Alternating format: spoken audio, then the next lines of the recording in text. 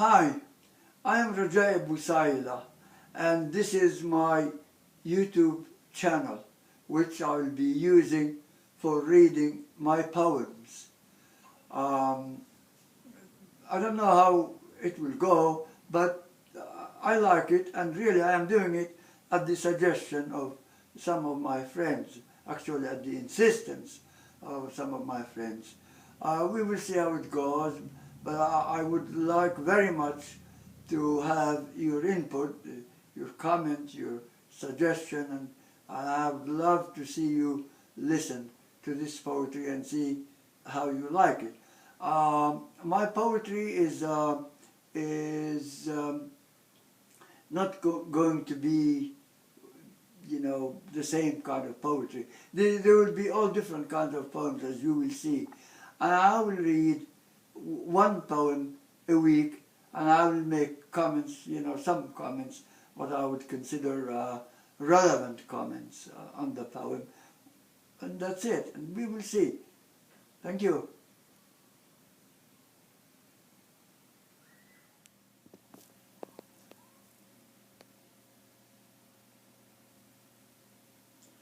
Okay, I am going to begin this project with this poem, which I call Progress of the Sun. This poem I wrote a long time ago, actually, years and years ago, but I would like to read it this time because of its relevance to the times we live in.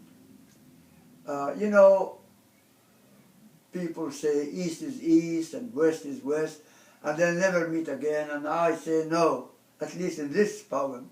I think we're all human beings, we all have our virtues and vices, and these poems will, I think, prove it, demonstrate this. But this time, the poem deals more with our vices than with our virtues, unfortunately. Maybe that's because of the times we live in. It's a short poem. Here is the poem. Progress of the Sun. Ordered the despot of the East when he was told that the convict was too tall for the tree on which he was to hang, ordered he that a shorter man be found, so that he might hang in his place. And men were speechless with fear, and the sun came out all disheveled that morning. Said the wise judge of the West, when he learned that the convict was too young for either the injection or the chair. Why, said he, keep him in custody until he is old enough. And men and women bubbled with applause, and the sun that evening washed in dirty water. I think they're similar. The injustice is there in both cases, in the case of the East and in the case of the West. They're all silly judges, and the people are unfortunately silly.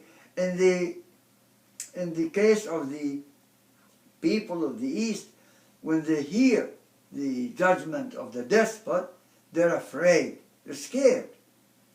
Well, that's understood. And in the case of the people of the West, whoa, this is democracy. How? Hallelujah. They are happy and they applaud and and all that. But really, this is very sad, because when the West invaded Iraq, they did so because they could not get hold of bin Laden. And so they decided to get rid of Saddam Hussein, who had nothing to do with 9/11 and so on.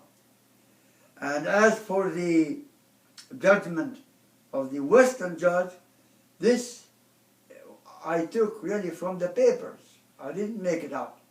So, you know, as I say, we are the same. There is no such thing as East is East and West is West. They're all human beings with whatever you want to say they are. I'll read it again. Progress of the sun. Ordered the despot of the East when he was told that the convict was too tall for the tree on which he was to hang, ordered he that a shorter man be found, so that he might hang in his place.